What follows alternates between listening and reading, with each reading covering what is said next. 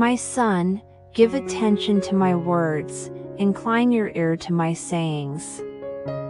Do not let them depart from your eyes, keep them in the midst of your heart.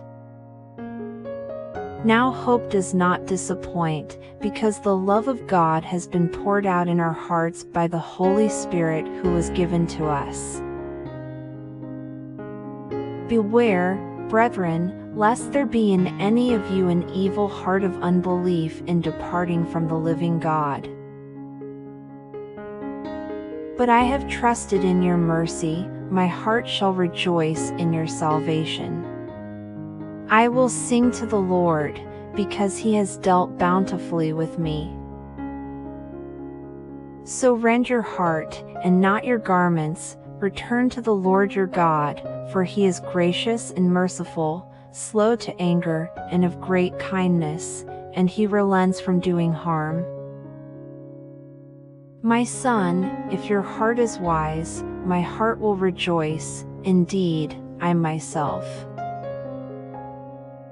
Incline my heart to your testimonies, and not to covetousness.